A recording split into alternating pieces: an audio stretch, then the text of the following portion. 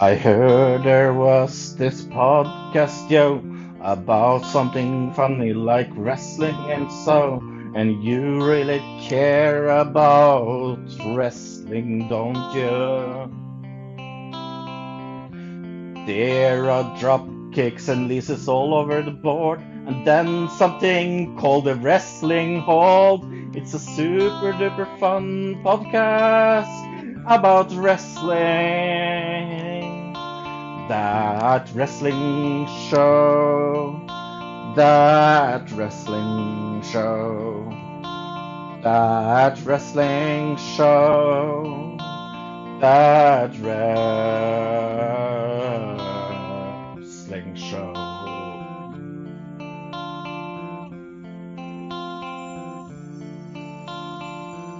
Well, Fro and Bill and maybe a guest or two is here to hold your hand and guide you through a podcast about wrestling. We have a lot of extreme fun, and that without the gun, because I needed something to rhyme fun with. That wrestling show, that wrestling show, that wrestling show, that wrestling show.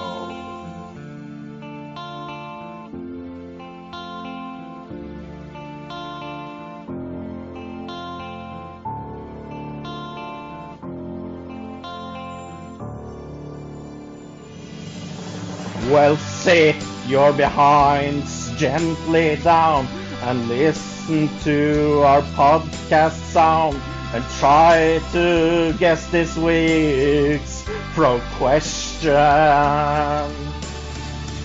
You win a lot of cool things and also help Bill with his bills. That's a super duper fun competition. That wrestling show. That wrestling show. That wrestling show. That wrestling show. That wrestling show. That wrestling show. That wrestling show. That wrestling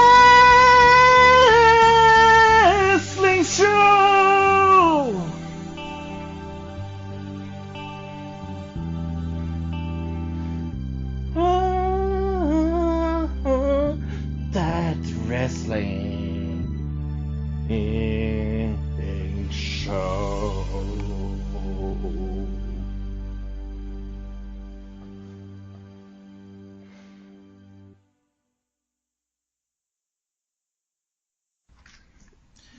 Hello, everybody, and welcome to That Wrestling Show, the only podcast where all pro wrestling matters. And this week has been one of those weeks.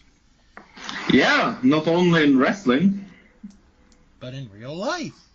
Yeah, I'm not home. Yep, Fro's on a phone. I'm here. Yeah. I'm here with myself.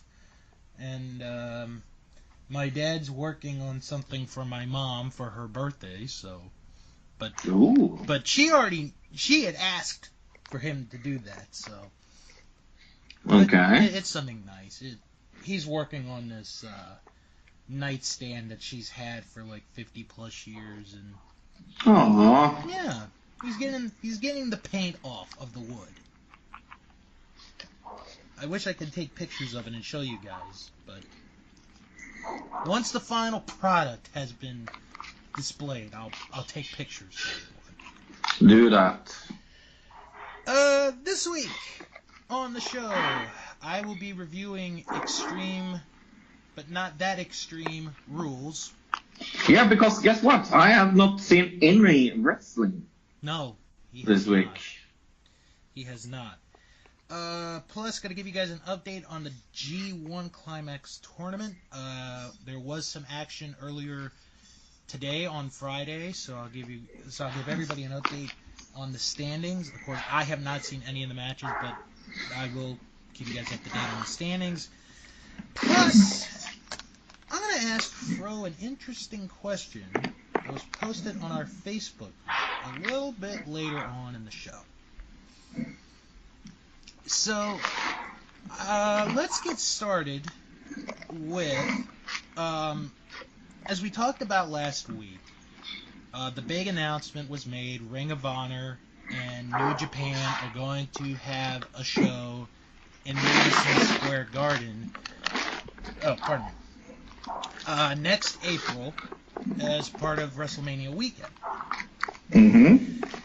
So, I'm sure many people are wondering, well, what's WWE's thoughts on this? Well, they happened to release a statement on the matter, and I have the statement in front of me. So, this is what their statement is, and I'll use my Vince McMahon voice. MSG is, of course, free to work with ROH however they want. End of quote. And that's it? That's it. That's boring. It sounds like they're, how should I put this, bitter? Mm-hmm. Maybe they have talked to Bret Hart. Oh, and we'll get to Bret Hart a little bit later, Fro. Mm-hmm. Oh, we're going to get to Bret Hart a little bit later. But no, I mean, I'm sorry, but it's MSG's, it's Madison Square Garden's decision, you know. And WWE did not want to use that venue during WrestleMania weekend. So MSG's like, you know what? Screw you guys. We're going to take the next best thing, which happens to be a Ring of Honor New Japan joint show. Screw you guys. I'm going home. Well, they can't, because it's being invaded.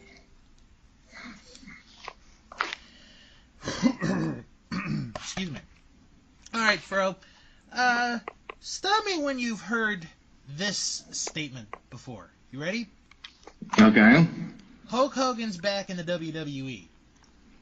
Yeah. Oh, okay, you stopped me. Very good. Well, I have heard that.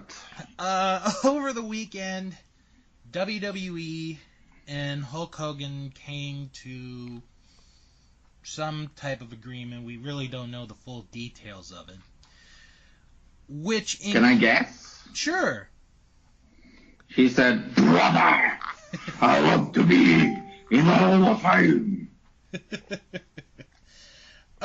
Well, he is back, and I did not know this was even possible. But one of the things that goes with Hulk Hogan coming back is Hulk Hogan has been reinstated into the WWE Hall of Fame, which sounds absolutely ridiculous. Yeah. It's like, how can you reinstate someone into your Hall of Fame? Your fake Hall of Fame. I will make the argument to the day I die, Fro. There are people in other Halls of Fame who are a lot worse and have said a lot worse things than Hulk Hogan had said a few years back.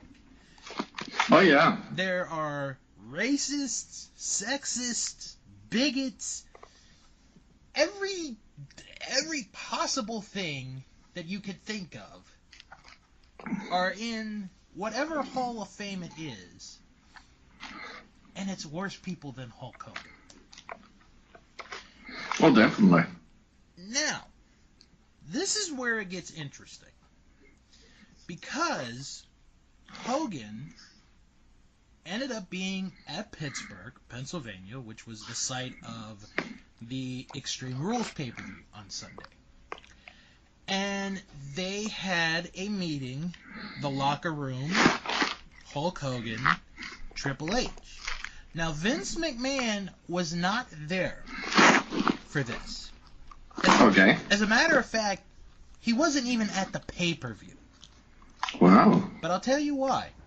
Because I found out the reason why he was not there was because he took a vacation. Mm. And yes, even the most powerful man in the world of professional wrestling can take a vacation. He is human.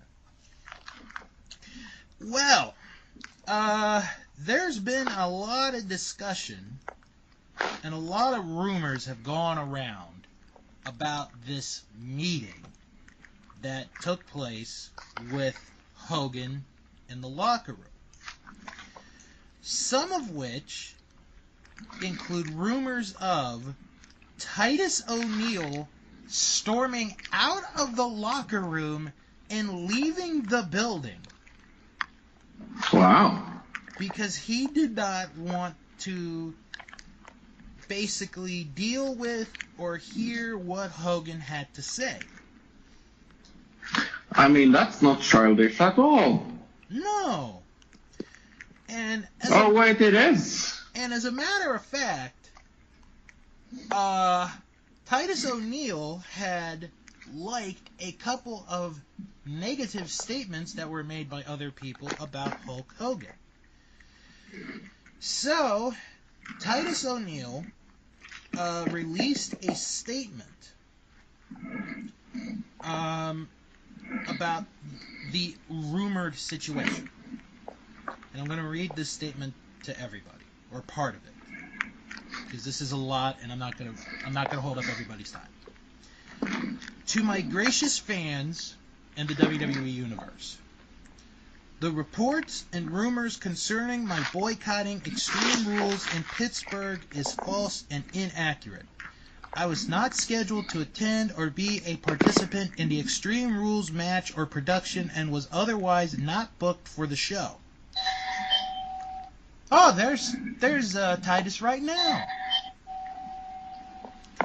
The talent present in Pittsburgh, which I was a part of, was asked to attend a mandatory meeting in which Mr. Terry Bollea, Hulk Hogan, addressed everyone and informed the same that he would be reinstated into the Hall of Fame. At no point during, after, or otherwise did I make any scene concerning Mr. Bollea's communication to the talent. In addition, let it be known that I did not refuse to shake Mr. Bollea's hand. We did not have any type of one-on-one interaction whatsoever that would or did necessitate any exchange between us individually. And then one more paragraph and then we'll get into the discussion. As to the reinstatement of Mr. Bollea, I can only communicate that I am a proponent of second and even third chances for individuals that show true remorse, acknowledgement of wrongdoing, fulfill their punishment, if applicable, and otherwise put forth sincere efforts to correct the issues. So, do we buy or sell Mr. O'Neill's statements? It is a weird statement. But do you buy what he said? Sure. Yeah? Well, you don't sound too confident. No. I mean, I don't know. I mean, Titus O'Neil, first off, let's just say this. Titus O'Neil is a stand-up guy. Mm-hmm. He has done so many good things. He's a good representative for WWE. There was that story a few years back where he paid a meal for the homeless. He helps around in the community. Great role model for what all fathers should be, in my opinion.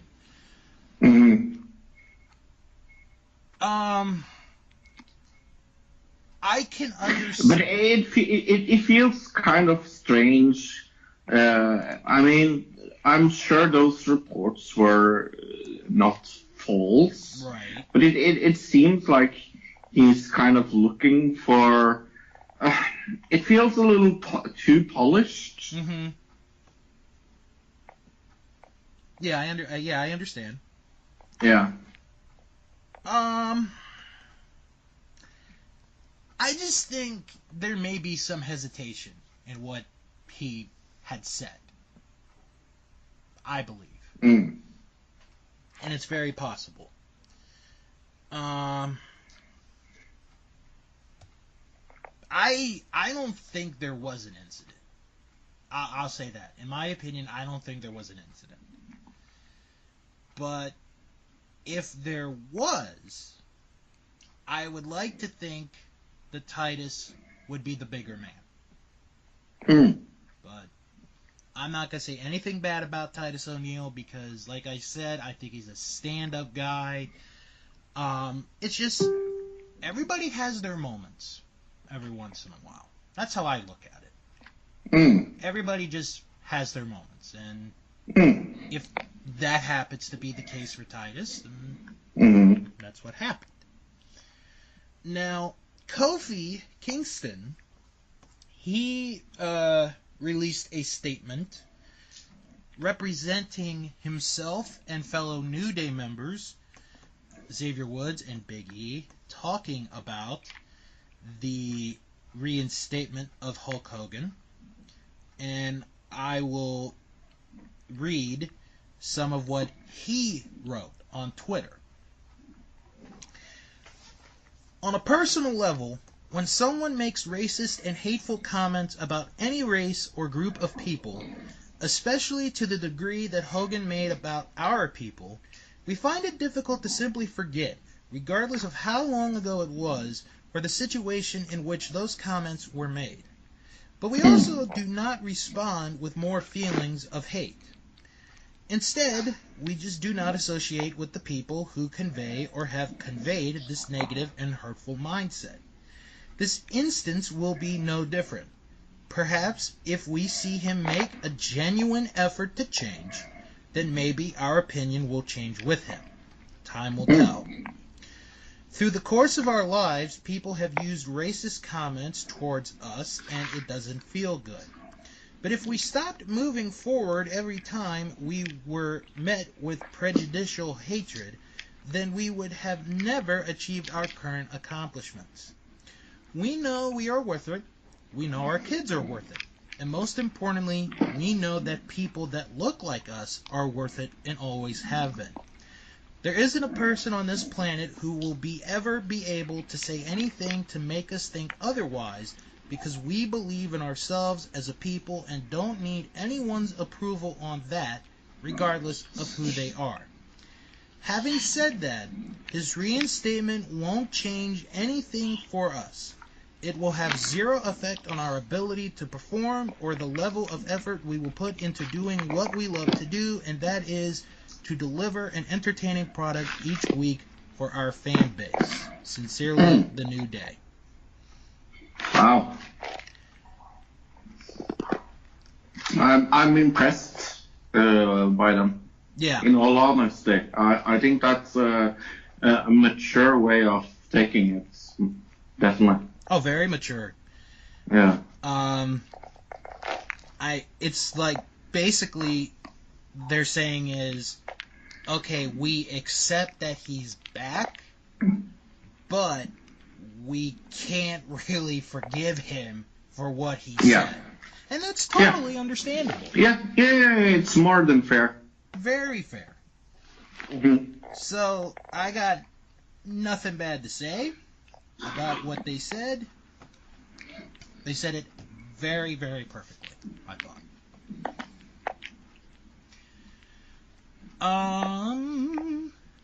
Let's see. Let's talk about some other news. Let's talk about New Japan. We mentioned them a little earlier with the Madison Square Garden news. Today was their 5th day of the G1 Climax tournament, and the current standings have been updated. And let's take a look at the standings. Start in the A block, and Jay White. Ja. Nei, jeg er ikke sulten. Excuse me. Jay White is in first place in the A block with 6 points. He has gone 3-0 so far in this tournament.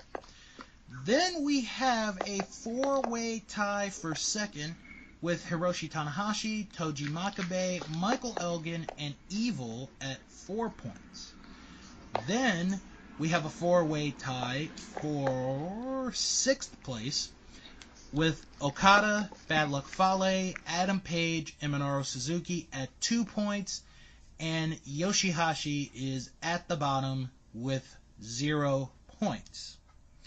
Meanwhile, in the B block, we have a 2-way tie for first. Kenny Omega and Kota Ibushi are tied with 4 points each. Then we have a lot of people tied for third with 2 points, which includes Hiroki Goto, Tomohiro Ishii, Tama Tonga, Tetsuya Naito, Sanada, and Zack Sabre Jr. And then we have a 2-way tie for last. Juice Robinson and Toru Yano have yet to win a match. Here we go. Yeah, internet is not perfect where I am. That's okay. I was just telling everyone the standings. Basically, there's a lot of people in the B block that have 2 points.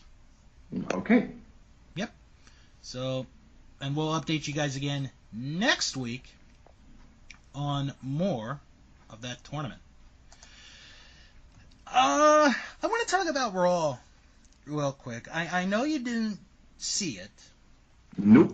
But I want to bring up one particular segment that took place this past Monday night. I don't know if you've heard about it. I know absolutely nothing about wrestling, Bill. Oh boy, okay. Well, this is about Bayley and Sasha Banks. So they had... Okay, so they were a focal point of Raw on Monday night. Sasha Banks and Bayley. Bayley is in Kurt Angle's office, and he asks her how did the therapy session go. And she tells him it did not go really good. So he puts the two of them together in a tag team match against Dana Brooke and Alicia Fox. And Kurt says, if the two of you do not work together, if you do not get along, I'm going to end up trading one of you to SmackDown. Of course, I don't know if that would be punishment, to be honest. No, not really. So, they have the match, and they get to the end of the match, and Sasha Banks just beats the crap out of Alicia Fox and Dana Brooke. So the match stops. It's over. Ref throws it out. Okay. We come back from commercial, and Sasha grabs her stuff, and she's trying to leave. Well, Bayley grabs her, and she tells her why did you do... Det kan jeg forstå. Det er jo ikke lenge siden du spiser middag. Why did you do what you did? Sorry about that. That's okay. So Bayley asks Sasha why did you do what you did? So Sasha then goes into this whole thing where it's like, I'm not going to let anybody beat you up. And then she goes into this thing where she says that she loves Bayley. And okay, and then I get a text from someone, and the person wrote to me, and he's like, "So, do you think this is gonna be a lesbian angle?" I'm like, "Oh no, please no." And that's what everyone is saying. This is gonna end up being a lesbian angle. I don't want that. No, I don't want that either. I really, really don't. And I like the two of them. They're two very good wrestlers. But Yeah. they don't need this. Wrestlers. Yeah, no. They just don't need this angle. Alright. Let's talk about another topic that we discussed last week on the program, and that is Martha Hart and Bret Hart and the legacy of Owen Hart. Mm-hmm. If you recall last week, Bret Hart made some comments about Martha, Owen's wife, saying how that she has, in a way, ruined the legacy of his brother. And because of her, he is not in the Hall of Fame. Well, Martha sent out a press release that we read and talked about last week on the show. And this is where we found out about the Owen Hart Foundation. So, Bret this week decided, okay, I'm going to reply back to what Martha said. I'm going to read part of what Bret wrote because it is a lot to read. So I'm only going to read a little bit of what Bret Hart wrote. Okay. The Owen Hart Foundation is a wonderful charity that has raised millions of dollars and has helped many people in its 19-year history. I am not disputing or denying that whatsoever. I disagree, however, that it should be the sole outlet to remember Owen by. This is not just about Owen being inducted into the WWE Hall of Fame. This is about his wrestling career, his wrestling legacy, his contribution to the business that he loved, and honoring that contribution. Owen Hart was a world-renowned professional wrestler and a damn good one. He was part of the foundation that our family name was built on, not just in the city of Calgary, but all over the world. For Martha to want to rewrite history, to refuse to acknowledge or recognize his great wrestling career, to brush off what he, myself, and my father did as that fake stuff, is wrong. And he concluded his statement about Owen Hart being inducted into the George Tragos Luthez Professional Wrestling Hall of Fame in Waterloo, Iowa, that is coming up on July 28th. So,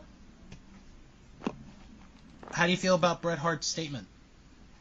I totally agree with him. I feel like he's telling the truth. I think, as you guys know, I'm not the biggest Bret Hart fan in the world. Nope, you're definitely not. But he is right in this situation, or at least in his comment that I read.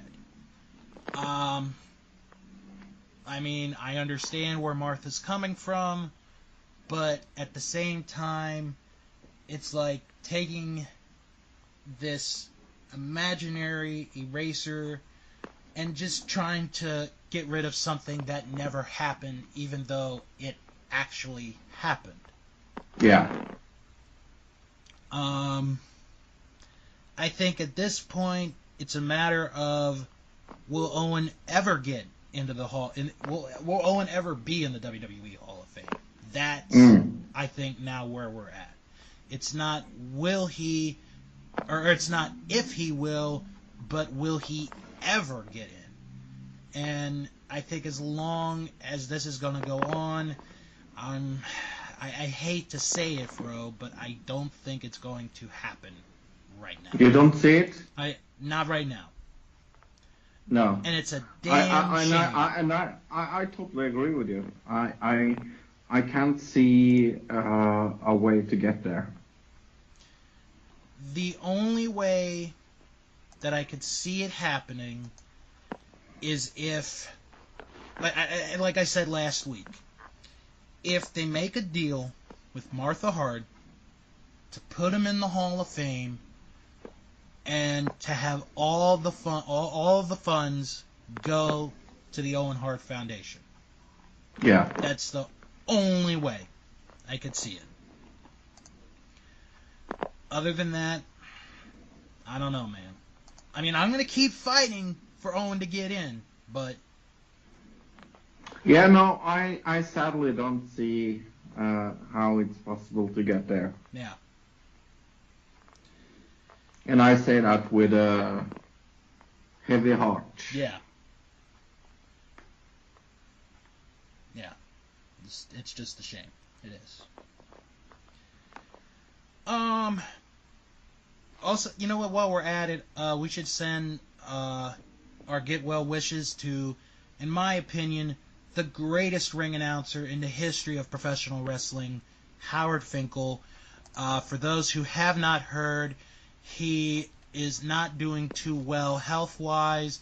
He recently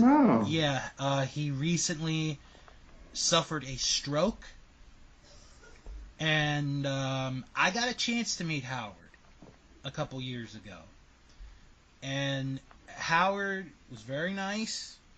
I had actually offered him, my business card about the show, and his rejection was the nicest rejection I've ever gotten in my life. He said, "I'm sure you do a great show, but I have a rule where I don't do any podcasts." And I was like, you know what? I respect that. And I do. I respect that. I can live with that. But meaning the Fink, he was one of the voices of my childhood. I hope he gets better real soon. Definitely. We wish him well. Alright, now this came across a little while ago, and this is for this coming Monday night's Raw. Now, this coming Raw is, I'll be honest, it's actually a little bit stacked already. Because we're going to have a tag team title match this coming Monday night. Okay. And I'll tell you about what happened with one of those matches later on. And we're also going to get Roman Reigns, Bobby Lashley 2. Where the winner of the match will face Brock Lesnar for the Universal title at SummerSlam. However, coming across within the last hour, WWE announced that Stephanie McMahon will return to Raw this Monday night to make a historic announcement. Ooh. What that could be, I have no freaking idea, Fro. Historical announcement. Announcement. I'm going to guess. Okay. A women's tag team. Oh, a women's tag team championship. Yeah. You know what's funny, Fro? Is I've heard that rumor on and off for about the last 6-7 months. It isn't impossible. It is not. You might be on to something, my Norwegian friend. You might be on to something.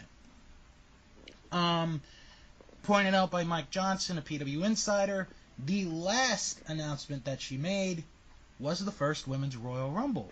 And look at how much fun... I mean, it has to be something to do with the women's... And look at how much fun we had with that last one. Yeah. That was one of our favorite matches, I think, of this entire year. Oh, definitely. Up there. Was that Royal Rumble match. Okay. So our Facebook group, which, if you guys have not joined, is so much fun. We have the best friends in the world. We have 200 plus members in our group.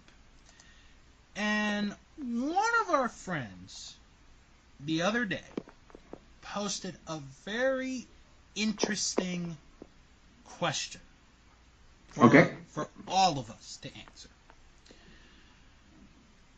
There are 6 choices. I'll tell you what the choices are, but I gotta read you the question. There is no right or wrong answer to this. Who would you bring back for one last match? Here are your choices. Chyna, Eddie Guerrero, The Ultimate Warrior, Macho Man Randy Savage, Andre the Giant, or Chris Benoit.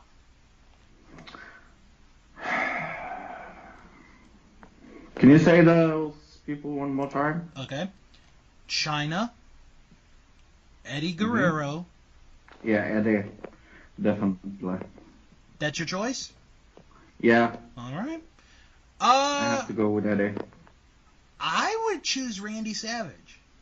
Yeah. I'd like to see what he would do with today's crop of wrestlers.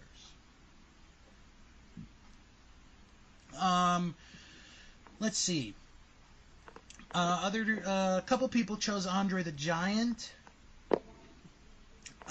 Nobody chose Chyna.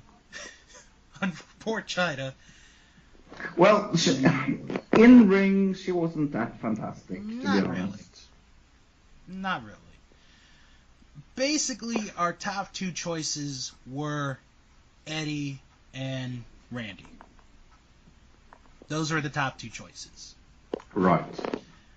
Somebody did vote Benoit.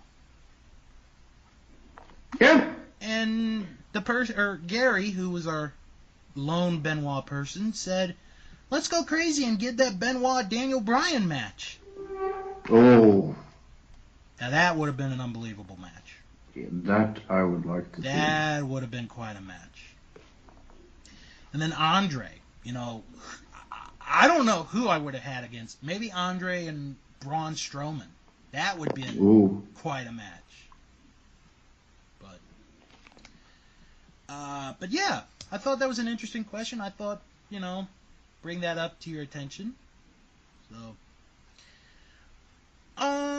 one more quick story, and then we're gonna get to this pay-per-view. You have Netflix in Norway, correct? Yes. Are you a subscriber to Netflix? I am. Could you tell me some of the shows that you watch? Oh, I watch a lot of shows, but how about your favorites? My favorite show on Netflix. Oh, it could be more than one. Glow is really good. I really love Glow. Women's of Wrestling show. Have you seen it? I've only seen the first 2 episodes. I've really got to get back to it. Yeah, it's really good. Of course, Breaking Bad is one of my favorites. Yeah, I have so many. All right. How about, and this is everyone listening to this, how about a show called The Toys That Made Us? I like it, yeah. Okay, so you've seen those episodes. Yeah, some of them, yeah. Those are really good. I've actually watched every one of them. I enjoyed that show. That's pretty good. It's good. Well, there's a reason why I'm bringing this up. Yesterday, at the San Diego Comic-Con, the world-famous San Diego Comic-Con, they had some of the people who are, behind the scenes that do that show. Mm-hmm. And at the end of their Q&A session, they announced what toys will be talked about in Season 3 of The Toys That Made Us. One of which will be an episode all about wrestling. Yay. And I gotta say, because I saw what the 3rd season's going to be, it's going to be the most stacked season to date. Good. Because, along with an episode about wrestling, they're going to do the Power Rangers, My Little Ponies, and Teenage Mutant Ninja Turtles. Teenage Mutant.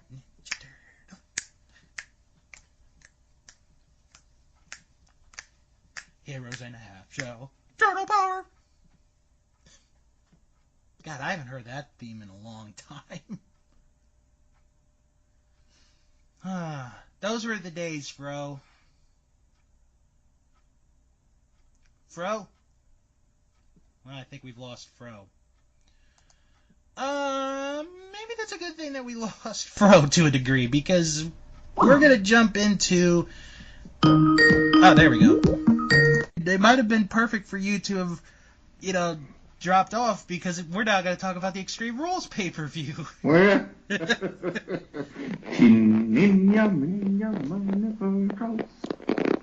Yes. All right. Let's talk about this world's best pay-per-view I've heard rumors about. Oh, boy. So, yeah, Extreme Rules. This was a show. Now, do you see?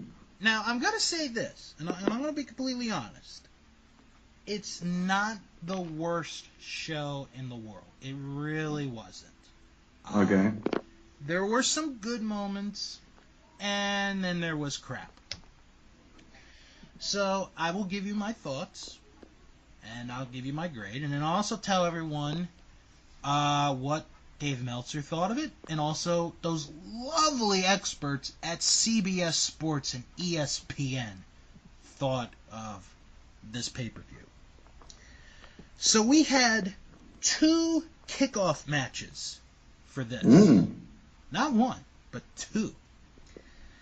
And our first kickoff match was one that we did not know about, Fro, when we recorded last week. Okay. It is Sin Cara against Andrade Cien Almas. Let me see. I guess Almas won. Yes. This match was announced the day before, actually, the pay-per-view. But this was a pretty good match. I thought both guys looked very good. In the ring, although I questioned Sin Cara's color design for his mask and his trunks. It looked like he went all tie-dye. It was very, very interesting. No, I thought both guys did pretty good in that match. Zelina Vega played a role in the ending of the match. Almas got the DDT. The hammerlock DDT to get the victory. I thought it was a pretty decent match, to be honest with you. Nice. I gave that a C+. Okay. Meltzer gave this 2.5 stars. CBS Sports also gave this a C+. And ESPN did not do a rating for the first 2 matches, because it's ESPN. So they will not be a factor in the next match, which was the tables match with New Day and Sanity. Now, this part that I'm about to mention, I do not remember them saying it at all until during the match. Because in this version of the table match, to win, only one member of a team had to go through a table, not all 3. I can see a reason for doing that. Yeah, time-wise, I could see it. Yeah. It was a good match. The chemistry is there with the 6 guys. I just wasn't a fan of the ending of the match. Right. What happened? Kofi and Alexander Wolf, they're fighting on the apron. Kofi's getting some punches in. Wolf then starts to bite Kofi on the finger, and Eric Young comes from the second rope, hits a splash through the table onto Kofi. Sanity got the win. Oh. I gave this match a C. Meltzer gave it 2 3/4 stars. And CBS Sports gave this a B. Okay. Ooh, I think they're being a little generous on that one. So we go to our opening match of the pay-per-view, which was the Raw Tag Team Championship. Matt Hardy and Bray Wyatt defending against the B Team, Bo Dallas and Curtis Axel. It was a decent match. Matt and Bray took control for most of the match. And then we get to the ending. The ending is all 4 guys are in the ring. Axel gets thrown out to the floor. Bray is in the ring. Matt is in the ring. Bo is in the ring. Bo pushes Matt into Bray, which knocks Bray out of the ring. Bo grabs Matt, has him in a suplex position, drapes him feet first over the ropes, hits a draping suplex, draping neck breaker. 1, 2, 3. The B Team, the new Raw Tag Team Champions. I like that. Oh, that came off really good. I like that because I am a huge B Team fan. Have you taken a black Sharpie pen and wrote B on your white shirt? I haven't, but I'm a huge fan of giving teams with a comedy element a chance. I'll tell you one thing that they did really good with that was when they did win, the shock of the crowd was there. They were cheering, but there was that shock value as well. Right. But it was really well done. Good. One thing I want to point out is the post-match interview. Okay. Where Charlie Caruso, a.k.a. one of my future ex-wives, interviewed the champs. And Curtis Axel said, and I quote, This must be what Stretch Armstrong felt like when he landed on the moon. Stretch Armstrong. Okay. Yeah. The famous astronaut. Yeah, the famous astronaut, Stretch Armstrong. Actually, my nephew had a Stretch Armstrong. He had them for Christmas a couple years ago. I gave that match a C. Okay. But I liked the ending. I really liked the ending. Meltzer gave this 2 stars. CBS Sports gave this a C. And ESPN gave it a 2 out of 5. Okay. Next match. Oh, no, actually, before we get to that next match, there was an interview with Kurt Angle, and he talked about Brock Lesnar not being, there defending the Universal title. Right. So, and this actually got the biggest pop of the night. I'm not kidding. So Kurt's on, and he's like, we've had negotiations with Paul Heyman and other representatives for Brock Lesnar, and they have not come to an agreement. So this is what I'm going to do. I'm offered Brock Lesnar an invitation to come to Raw tomorrow night. And if he doesn't come, he can tell us that he, agrees to other plans. However, if he does not agree to anything, then I will strip him of the Universal title tomorrow night on Raw, which got the biggest ovation. Yeah. It got the biggest ovation of the entire night. And I even popped for a moment myself. That was really well done. Really was. Next match was Finn Balor against Baron Corbin. It was a match. It was a match. It happened. But I like the ending to the match. Finn Balor got a cradle on to Baron Corbin to get the 3 count and the victory. Like I said, it was there. Balor got the win. I gave this match a C.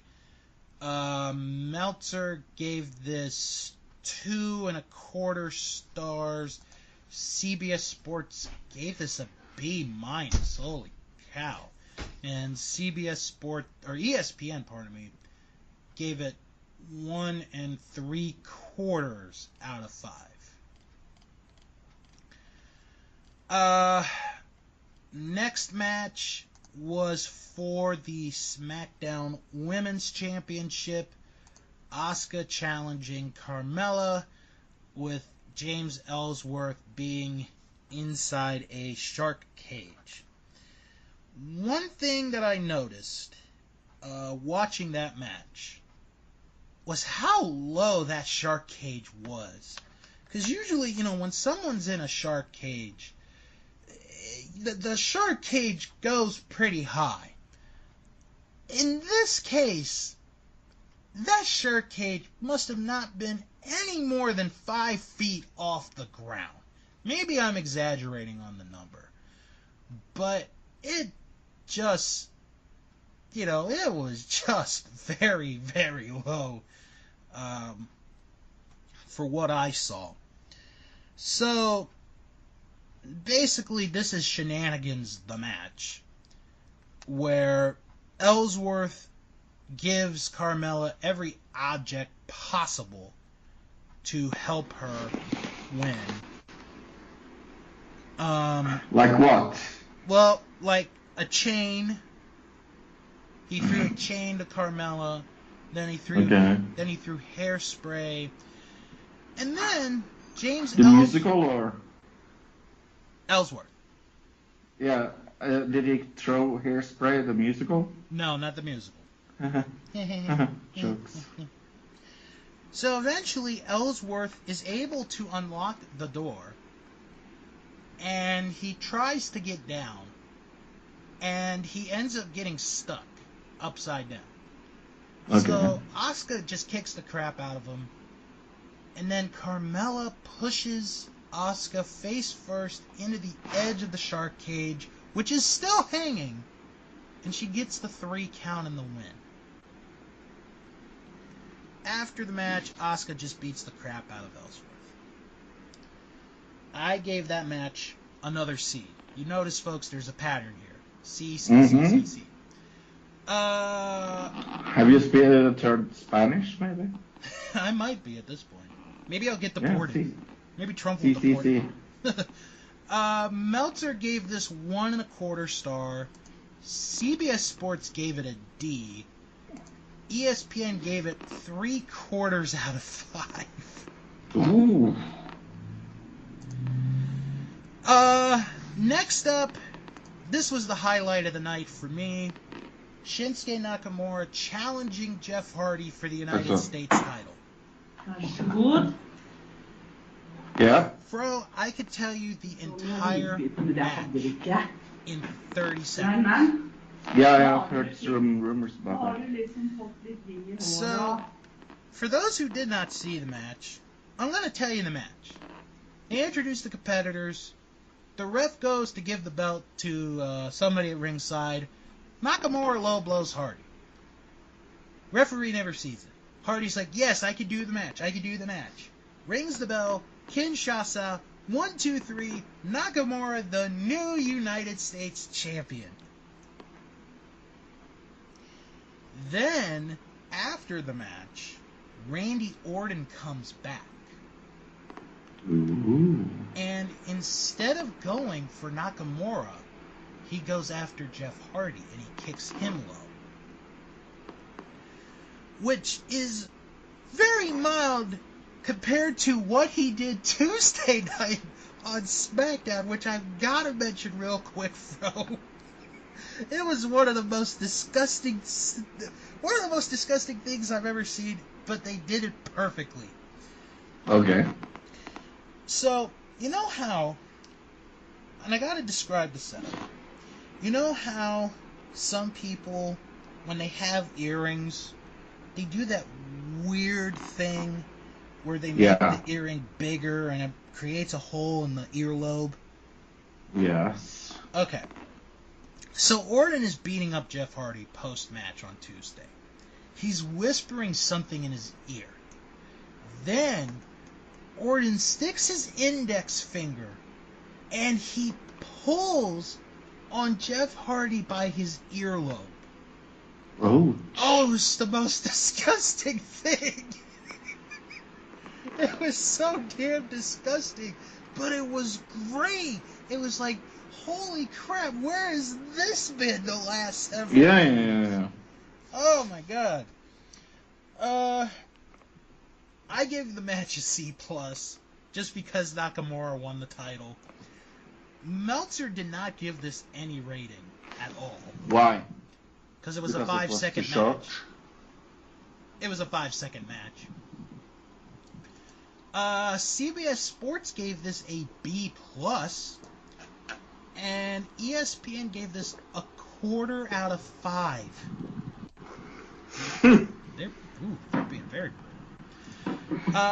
Next match was Braun Strowman and Kevin Owens in a steel cage. And I thought, okay, this is where it's going to turn. You know, the momentum of this pay-per-view is going to turn. Because this was a good cage match. Owens tried to escape the cage at first, but, you know, Braun wouldn't let him. Braun takes control for a little bit, and Owens makes a comeback. So Owens has handcuffs, and he handcuffs Braun to the rope, to the top rope. So he beats on him for a little bit, and then he tells Braun to suck it. So he then starts to climb the cage. Braun is able to break himself free from the handcuffs, and he chases Kevin. And this is where the end of the match comes. They both get to the top of the cage. Braun grabs Kevin, and he choke slams him from the top of the cage through the announce table. Kevin Owens wins the match, but my God, Fro, that bump looked scary. Oh, it looked scary. And I like that they take chances, though. Mm-hmm. And the thing that I thought about, the only thing I was thinking about was how a few weeks ago, when you were not on, Ted was on with me, how we had discussed about the 20th anniversary of the Hell in a Cell match with Mankind and Undertaker, and that took place in Pittsburgh. So you had sort of like this eerie similarity of that bump from 20 years ago, except it wasn't off the top of a Hell in a Cell. Right. So then after the match, Braun goes over. He's looking at the damage, and he just yells out, "The winner of the match, Kevin Owens!" And he laughs and he goes away, and that was just so good. It just makes the character of Braun, you know, that much better, I think. Yeah. I really enjoyed this cage match. I would go out of my way to watch this one. I gave that match a B+. Meltzer gave it 2.5 stars. CBS Sports also gave it a B+. And ESPN gave it 2.5 out of 5. Next match was the SmackDown Tag Team titles, the Bludgeon Brothers against Team Hell No. Something I did not mention was during the show, the Bludgeon Brothers attacked Team Hell No, and they injured Kane because he actually did hurt his ankle just recently. Yeah, I've heard rumors about that. Yeah. So, for the majority of the match, it's Daniel Bryan against the Bludgeon Brothers. And I thought, I'll be honest, I thought this was good for a 2-on-1 situation. Because it wasn't the 2-on-1 where the two guys are beating the crap out of the one. The one guy had offense for a while. And then Kane eventually does come out to help. But he's really not that effective. And the Bludgeon Brothers, they pinned Daniel Bryan in the end to retain the SmackDown Tag Titles. But I didn't think it was that bad of a match. I thought the storytelling was good, considering who you had involved, and I thought everybody looked good in that match. So I gave that match a B. Meltzer gave it 3 stars.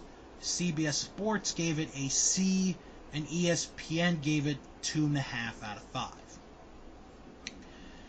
Then we go to the match that you would think would be the main event of the pay-per-view, but it wasn't. Roman Reigns against Bobby Lashley. Oh, Fro, I gave this match a try. I really did.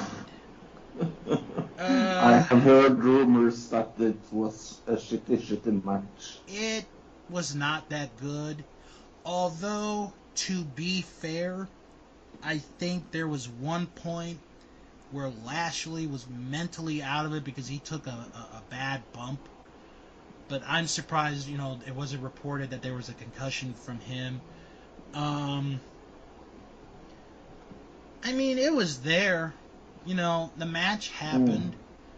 And then I really liked the end of the match where Reigns was going for the spear on Lashley, and Lashley hit Reigns with a spear of his own. And Bobby Lashley beat Roman Reigns. Right there. I gave this a D+. Like I said, I gave this a try. I gave this match a try. It just wasn't my cup of tea. I'm not saying it's the worst match of the year, but it just really wasn't my cup of tea. It's up there, though. Yeah. Meltzer gave this 3.5 stars. CBS Sports gave this a B+, and ESPN gave this 3.25 out of 5. Then we go to the Extreme Rules match for the Raw Women's title, Nia Jax and Alexa Bliss. This was just a mess of a match. It really was. Oh, no. The focal point was actually Ronda Rousey getting involved towards the end because Mickey and Alexa were beating up on Natalya, who was in the corner of Nia Jax. So Ronda beats up Mickey, and then she tries to beat up Alexa, but Mickey comes in to make the save. And this really doesn't involve Nia, which is a shame. It really is. Because, during this whole time, Nia is nowhere to be seen. And then the end of the match is just Alexa hitting a DDT on a chair, getting the win. I actually lowered my grade just now from what I had it. I gave this a C. Oh. And I'm being very generous. Very generous. Meltzer gave this 2.5 stars. CBS Sports gave this a C. And ESPN gave this 2.25 out of 5. Then we had the WWE Championship match. Rusev challenging AJ Styles. I liked this match. This was up there for match of the night, one of my contenders. This was a very good match, told a good story, and something that I had I watched the match, and something I noticed was Rusev's lost some weight in a good way. He's not getting muscular weight, but he's lost some of the baby fat.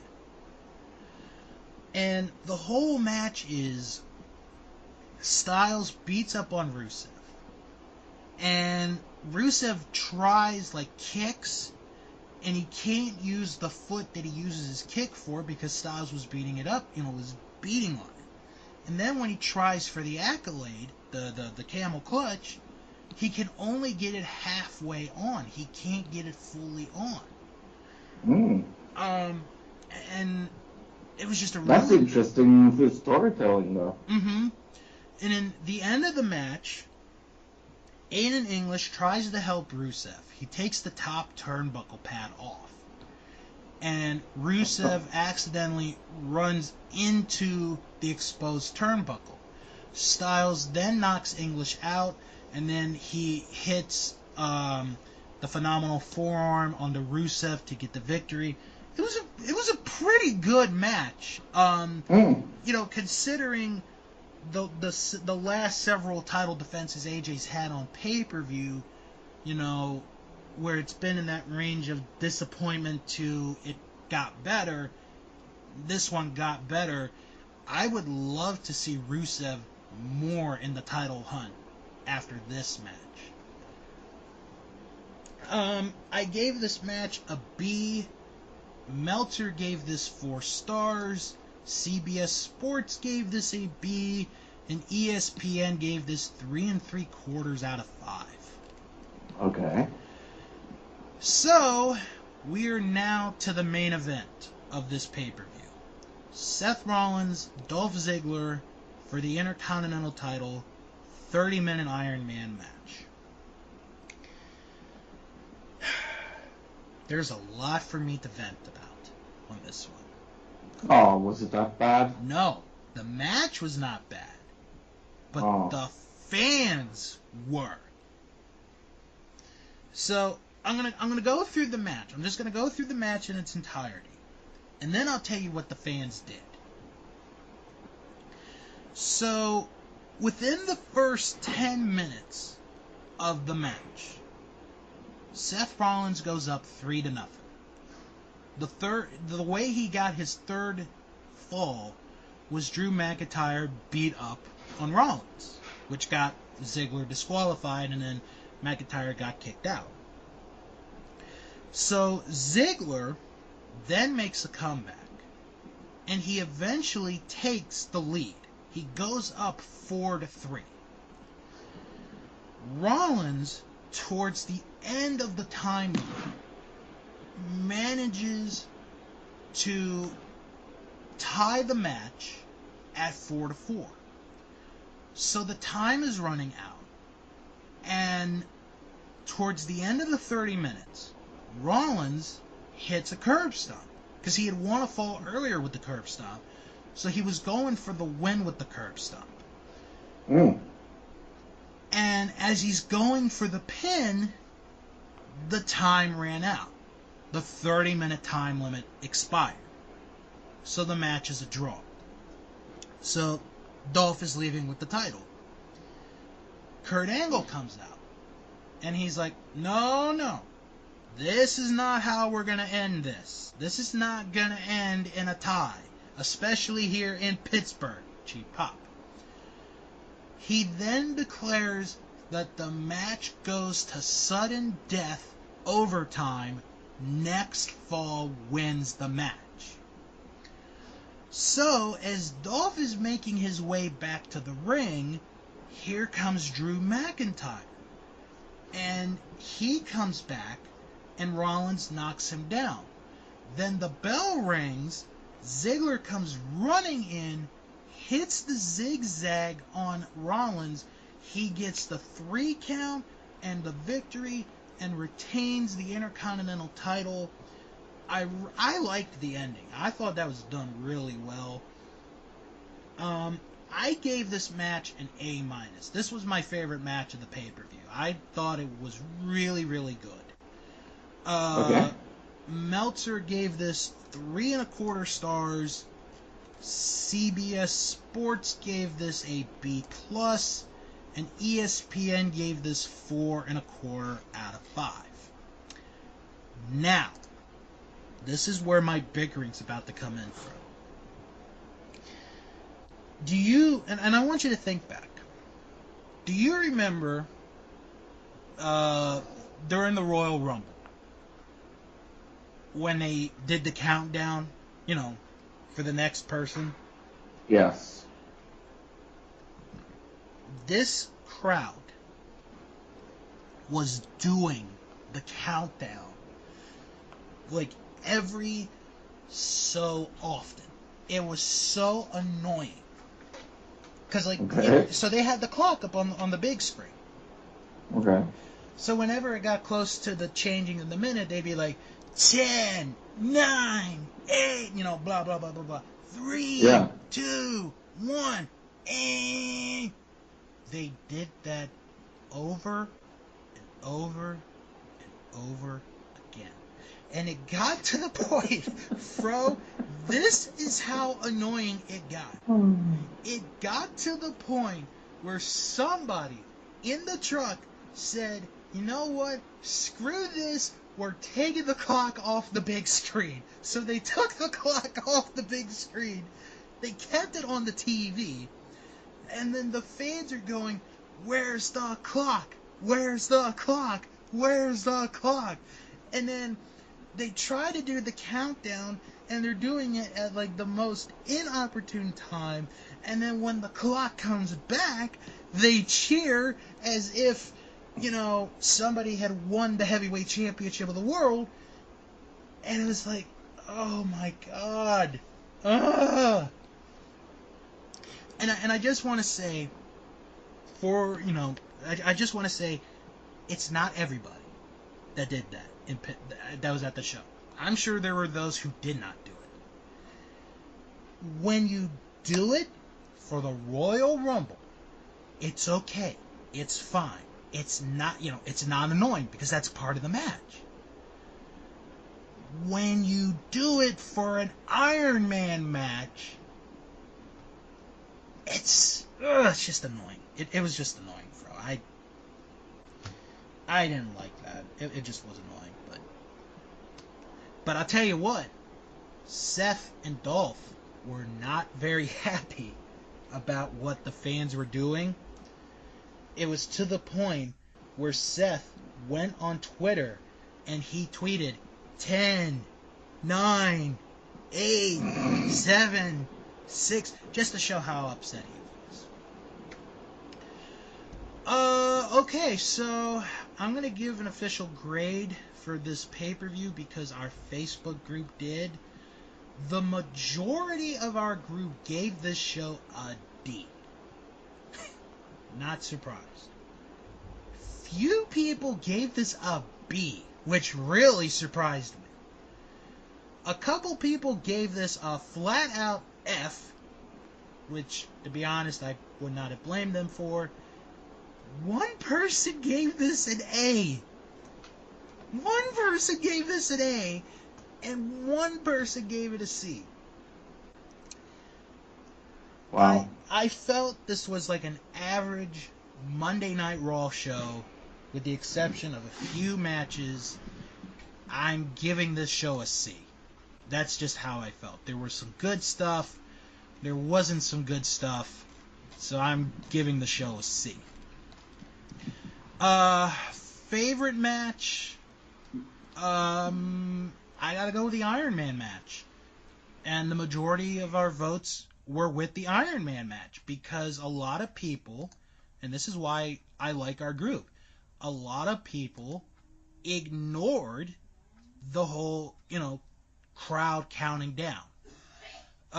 We have a tie for second with Hardy and Shinsuke, and Braun and Kevin Owens, and then one vote for the WWE title match. So I'd say our crowd, or our fan group here, they're in the right mindset there.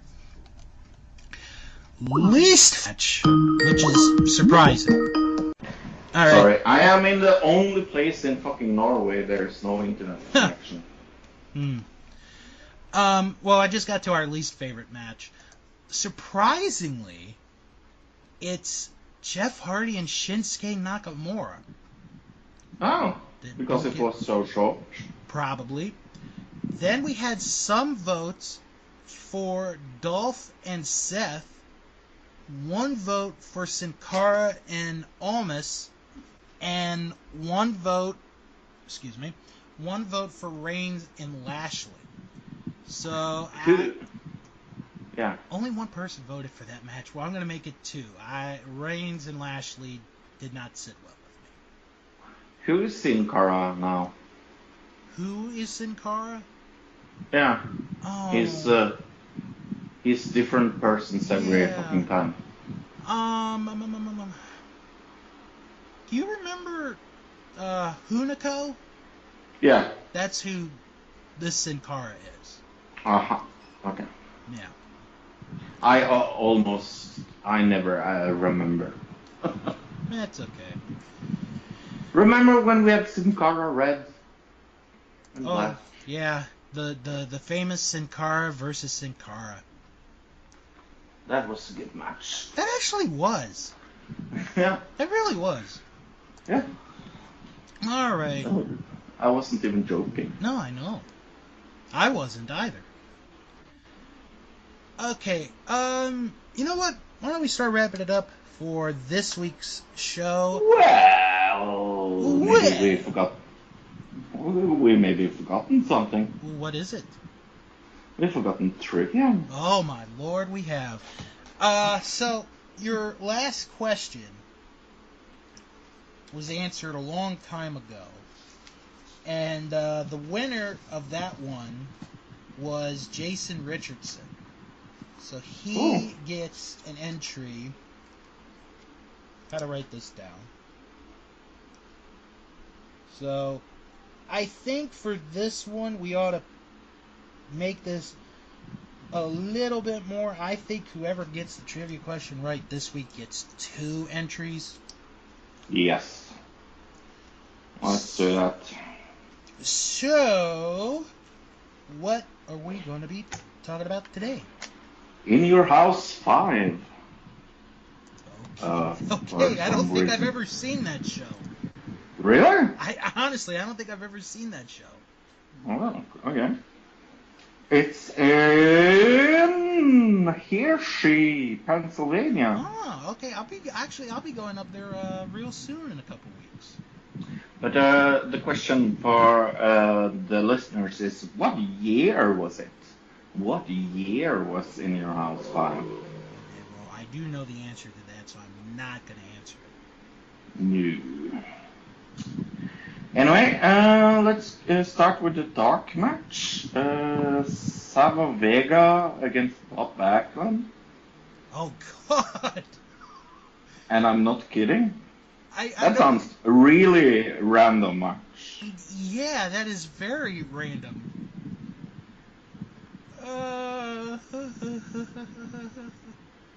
I'm going to say Savio? Yeah. Oh, thank goodness. Then we have the 1, 2, 3 Kid and Sid Psycho against Marty Jannetty and Razor Ramon. And this was a tag team match. Oh.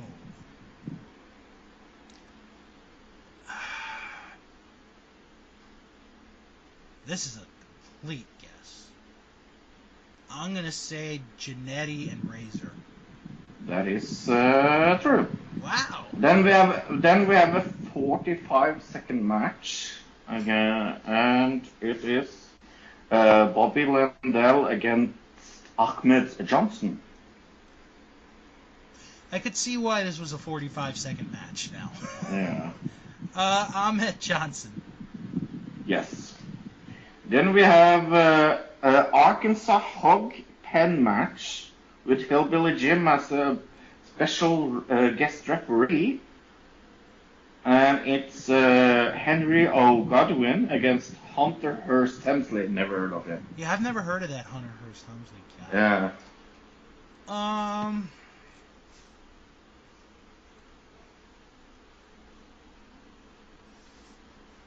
This is going to be another guess.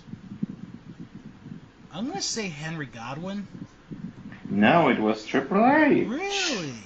Yeah. Wow. Then we have a singles match. I will say that the person that won was by DQ. Okay? Okay. And it was Diesel against Owen Hart. Oh.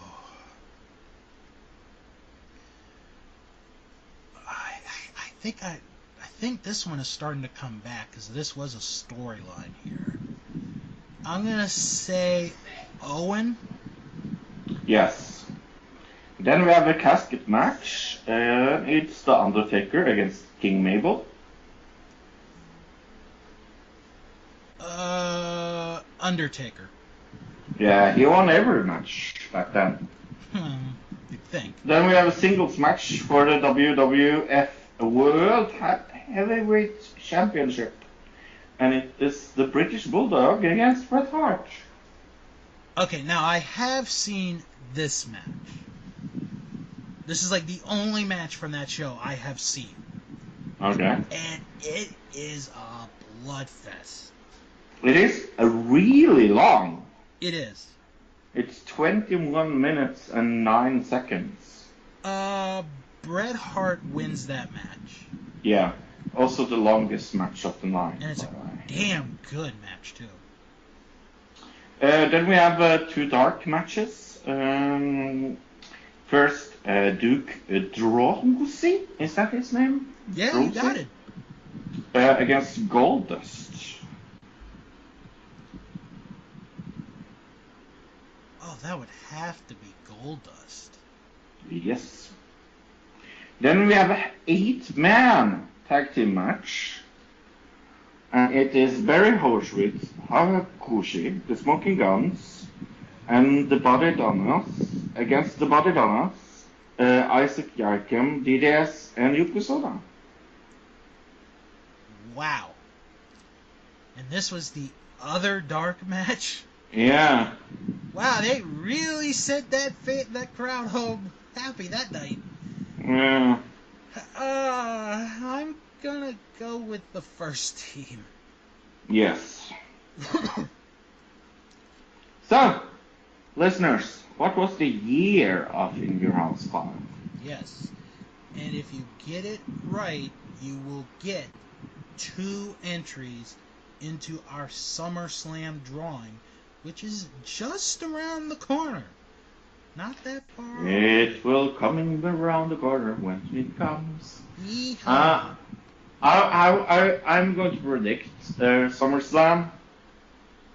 It's going to end with Roman Reigns getting the title, or I'm literally going to be extremely... I think I will give up WWE if Brock Lesnar retains the title again. Well, we're gonna find out shortly, because come Monday night, we will know who the number 1 contender will be for that title. Oh, that's Roman Reigns. Didn't you know? Well, I don't know. I think Lashley could have that match. I don't know. I don't know. Mm-mm. I don't know. All right.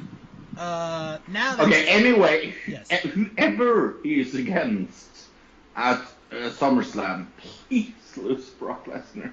Please, please, pretty please, ice cream on top. I'll even add sprinkles. Yeah.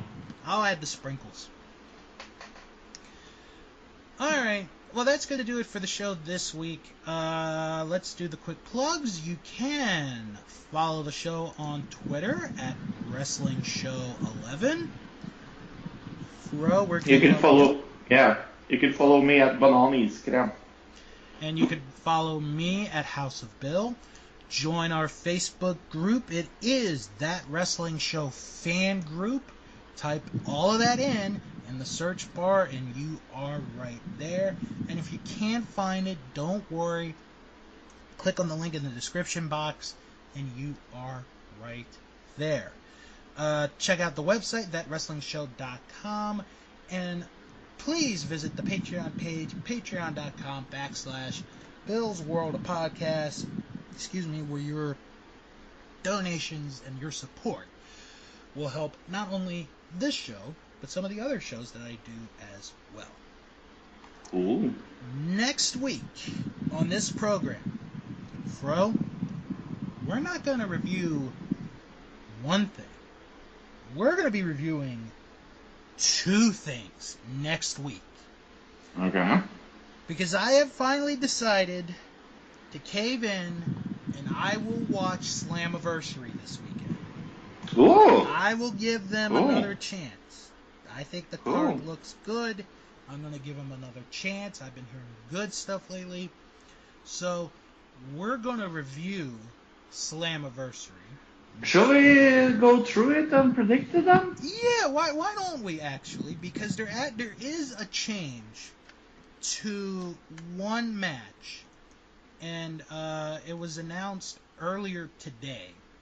Okay. And I'll tell everyone what that change is when we get to that match.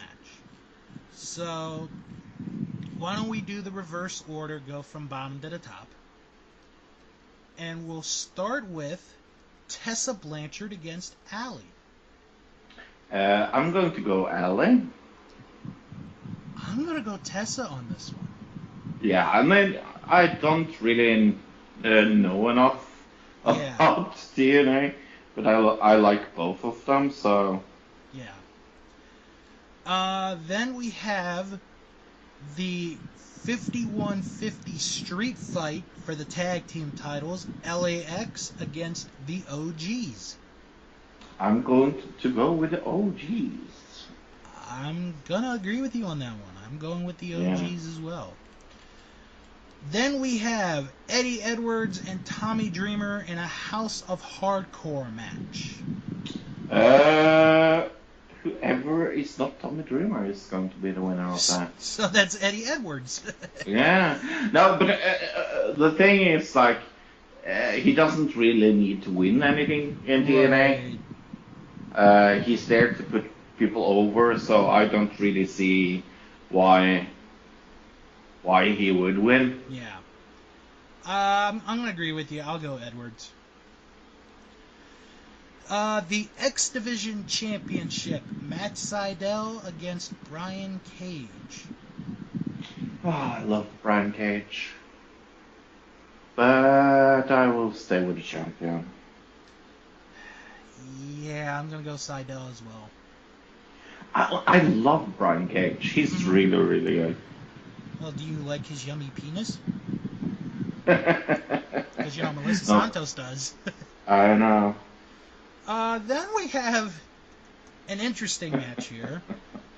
It is the Mask of Pentagon Jr. versus the hair of Sami Callihan. One of those things is going to be gone. Yeah, and I'm going to tell you right now that Sami Callihan is going to lose because no fucking way he's going to take away that mask. Yeah, I agree with you. Pentagon. I mean, it's maybe. I don't like to bank on things I have absolutely no idea, but this would be one of my dings. Right. If I had it. Yeah, I'm agreeing with you. I'm going Pentagon on that one. Yeah. All right. Then, and this is where the changes come. This is the 4-way match.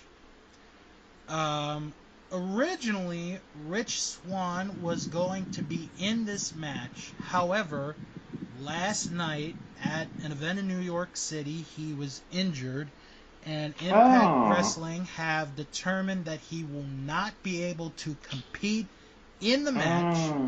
It is still going to be a 4-way match.